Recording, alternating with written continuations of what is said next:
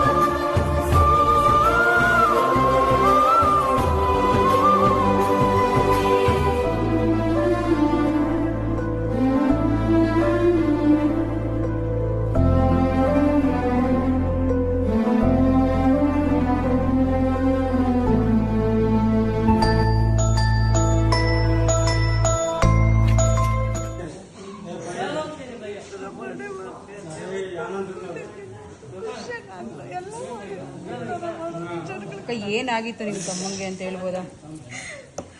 Friends ಜೊತೆ ಸೇರಿ ಅವ್ನು ಮಾಡಿದ ಒಂದು ಯಾರ್ದೋ ಮಾತು ಕೇಳಿಕೊಂಡು ಎಲ್ರಿಗೂ ಹೇಳೋದಷ್ಟೇ, ಯೂತ್ಗಳು ಯಾರು ಸಹವಾಸ ಮಾಡ್ತೀರಂತ ಯೋಚನೆ ಮಾಡಬೇಕು. ಈ ಥರ ಮಾಡಿಕೊಂಡು ಜೀವನ ಹಾಳು ಮಾಡ್ಕೊಂಬಂದು ಗೊತ್ತಿರದೆ ತಪ್ಪದಾರಿ ಹಿಡ್ದಿಲ್ಲ. ನನ್ನ ತಮ್ಮ ಯಾರಿಗೂ ಏನೂ ಮಾಡಲಿಲ್ಲ. ಅವನು ಮೋಸವಾಗಿ ಹೋದ. ಅವನ ಮೇಲೆ ಮೋಸ ಮಾಡಿದ್ದು 3 ವರ್ಷ ಅವನು ಜೈಲಲ್ಲಿ ಶಿಕ್ಷೆ ಅನುಭವಿಸ್ಕೊಂಡು ಬಂದ ಮೇಲೆ 3 ತಿಂಗಳು ನಮ್ಮ ಮನೇಲಿ ಇರಲಿಲ್ಲ, ನಮ್ಮ ಜೊತೆಲಿರಲಿಲ್ಲ. ಅನ್ಯಾಯವಾಗಿ ಹಿಂಗೆ ಹೊಡೆದಾಕ್ಬಿಟ್ರು. ಅವ್ರಿಗೂ ಅನ್ನಿಸ್ತಾ ಇದೆ ನಾವು ತಪ್ಪು ಮಾಡಿದ್ದೀವಿ ಅಂತ. ಏನು ಪ್ರಯೋಜನ? ಅವ್ರು ಏನೇ ಅಂದ್ರೂ ನನ್ನ ತಮ್ಮ ಅಂತ ಬರಲ್ಲ.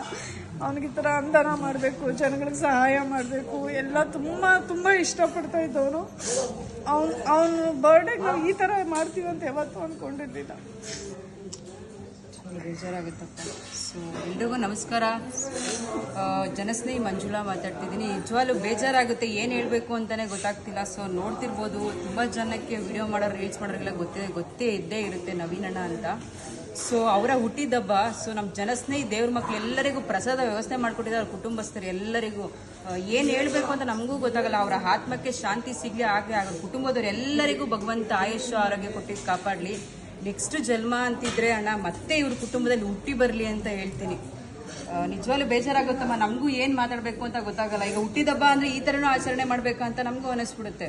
ಸೊ ತುಂಬ ಒಳ್ಳೆ ಮಾತಾಡಿದ್ರೆ ನಂಗೆ ನಿಜವಾಗ್ಲೂ ಬೇಜಾರು ಏನಂದರೆ ಅವ್ರು ಪೂಜೆ ಮಾಡ್ಬೇಕಾದ್ರೆ ಕಣ್ಣಲ್ಲಿ ಅಂಚಲ್ಲಿ ನೀರು ಬರ್ತಿತ್ತು ಅವ್ರಿಗೆ. ಸೊ ಎಷ್ಟು ಮಿಸ್ ಮಾಡ್ಕೊತಿದ್ರಲ್ವಾ ನಿಮ್ಮ ತಮ್ಮನ ನೀವು? ಜನರಿಗೆ ಸಂದೇಶ ಕೊಡೋದಿದ್ರೆ ಏನು ಹೇಳ್ತೀರಮ್ಮ ನೀವು? ಏನಿಲ್ಲ, ಮಕ್ಕಳು ದಾರಿ ತಪ್ಪೋದಂತಲ್ಲ, ಯಾರು ಸಹವಾಸ ಮಾಡ್ತಾ ಇದ್ದೀವಿ ಅದನ್ನು ನೋಡ್ಕೊಂಡು ಮಾಡಬೇಕು. ಯಾಕಂದರೆ ಎಲ್ಲರೂ ನಮ್ಮವರಾಗಿರೋದಿಲ್ಲ. ಹಿಂದೆಗಡೆಯಿಂದ ಒಳ್ಳೆಯವರಾಗಿ ಅಣ್ಣ ಅಂತ ಹಿಂದೆ ಬರ್ತಾರೆ, ಮುಂದೆಗಡೆ ಚುಚ್ಚಿಬಿಟ್ಟು ಆಚೆ ಕಳಿಸ್ಬಿಟ್ಟು ನೀವು ಜೀವನ ಏನಾದರೂ ಮಾಡ್ಕೊಳ್ಳಿ ಅಂಥೇಳಿ ಬಿಟ್ಟು ಸ್ಪಾಯಿಲ್ ಮಾಡ್ತಾರೆ. ಅದನ್ನೇ ಹೇಳೋದು, ಯಾರೇ ಮಾಡಿ ನೋಡಿ ಸ್ನೇಹ ಮಾಡ್ಬೇಕಾದ್ರೆ ಯೋಚನೆ ಮಾಡಿ ನೋಡಿ. ಯಾರನ್ನೂ ನಂಬೇಡಿ, ಯಾರು ನಿಮ್ಮವರಲ್ಲ. ನಿಮ್ಮ ತಂದೆ, ನಿಮ್ಮ ತಾಯಿ, ನಿಮ್ಮ ಅಕ್ಕ ತಂದಿರು ಅಷ್ಟೇ ನಿಮ್ಮವರಾಗಿರ್ತಾರೆ. ಎಂಡ್ ಆಫ್ ದ ಡೇ ಇವತ್ತು ನಾವೇ ಹೇಳ್ತಾ ಇರೋದು, ಯಾವ ಫ್ರೆಂಡ್ಸು ಬಂದಿಲ್ಲ, ಯಾವ ಅಣ್ಣನೂ ಬಂದಿಲ್ಲ, ಯಾವ ಯಜಮಾನರು ಬಂದಿಲ್ಲ. ಇವತ್ತು ನಾವೇ ಇರೋದು, ನಾವೇ ದುಃಖ ಪಡ್ತಾ ಇರೋದು. ಖುಷಿ ಆಯ್ತಮ್ಮ. ಜನಸ್ನೇಹ ಆಶ್ರಮಕ್ಕೆ ಬಂದು ಊಟದ ವ್ಯವಸ್ಥೆ ಮಾಡಿಕೊಟ್ರಿ, ಎಲ್ಲರಿಗೂ ನಿಮ್ಮ ಕೈಯಿಂದ ಬಡಿಸಿದ್ರಿ. ಎಲ್ಲೋ ಒಂದು ಕಡೆ ನಿಮ್ಮ ತಮ್ಮ ಇಲ್ಲಿ ನಿಂತು ನೋಡ್ತಿದ್ದಾರೆ ಅಂತ ನನಗನ್ನಿಸ್ತಿದೆ. ನೀವು ಊಟ ಇಟ್ಟಿದ ತಕ್ಷಣ ಟಕ್ಕಂತ ಕಾಗೆ ಬಂತು, ಅವ್ರಿಗೇನು ಬೇಕೋ ಅದನ್ನ ಎತ್ಕೊಂಡು ಹೋಗಿ ಕೊಡ್ತು. ಸೊ ನಿಜವಾಗ್ಲೂ ಖುಷಿ ಆಯಿತು, ನಿಮಗೂ ಖುಷಿ ಆಗುತ್ತೆ. ಅಳ್ಬೇಡಿ, ಇನ್ಯಾರು ಇಲ್ಲ ಅನ್ನಂಗಿಲ್ಲ. ನಿಮ್ಗೆ ಏನಾದರೂ ಬೇಜಾರಾದಾಗ ಖಂಡಿತ ಜನಸ್ನೇಹ ಆಶ್ರಮಕ್ಕೆ ಬನ್ನಿ, ಖುಷಿಯಾಗಿರಿ. ಈಗ ನಿಮ್ಮ ತಮ್ಮಂಗೆ ಇಷ್ಟ ಅಂತ ಹೇಳ್ತೀರಿ ಈ ಥರ ಎಲ್ಲ ವ್ಯವಸ್ಥೆಗಳು ಮಾಡೋ ಅಂಥದ್ದು. ಪ್ರತಿಯೊಂದು ನಿಮ್ಮ ಕೈಲಿ ಅವ್ರು ಮಾಡೋಕ್ಕಾಗಿಲ್ಲ ಅಂದರೆ ಅವರಿಂದ ನಿಮ್ಮ ಕೈಲಾದರೂ ಮಾಡಿಸ್ತಾರೆ. So thank you. ಆದಷ್ಟು ವಿಡಿಯೋಗಳನ್ನ ಶೇರ್ ಮಾಡಿ. ಸೊ ಇವ್ರು ಹೇಳಿದ್ರು ನೋಡಿ, ಸ್ನೇಹ ಮಾಡಬೇಕಾದ್ರೆ ತುಂಬ ಎಚ್ಚರಿಕೆಯಿಂದ ಮಾಡಬೇಕು. ಸ್ನೇಹ ಎಲ್ಲನೂ ಒಂದೇ ಅಂದ್ಕೊಂಡು ಹೋದರೆ ಈ ಥರ ಫೋಟೋ ಆಗ್ಬಿಡ್ತೀವಿ ಅಂತ ನನ್ನ ಪ್ರಕಾರ ಹೇಳ್ತೀನಿ. ಆದಷ್ಟು ಸ್ನೇಹನ ನೋಡಿ ಮಾಡಿ. ಪ್ರಾಣನಂತೂ ನಿಜವಾಗ್ಲೂ ಯಾರೇ ಈಗ ಸೆಕೆಂಡ್ 10 ರೂಪಾಯಿಗೆ ಕೊಲೆ ಮಾಡ್ತಿರೋದು 20 ರೂಪಾಯಿಗೆ ಕೊಲೆ ಮಾಡ್ತಿರೋದು ಗೊತ್ತೇ ಆಯ್ತಿಲ್ಲ. ಜೀವ ಅನ್ನೋದು ಸೆಕೆಂಡ್ಗೆ ಆಗ್ಬಿಟ್ಟಿದೆ. ಏನು ಹೇಳಬೇಕು ಅಂತಲೂ ಗೊತ್ತಾಗಲ್ಲ ನಮಗೆ. So thank you. ಆದಷ್ಟು ವಿಡಿಯೋಗಳನ್ನ ಶೇರ್ ಮಾಡಿ. Thank you. ಹ್ಯಾಪಿ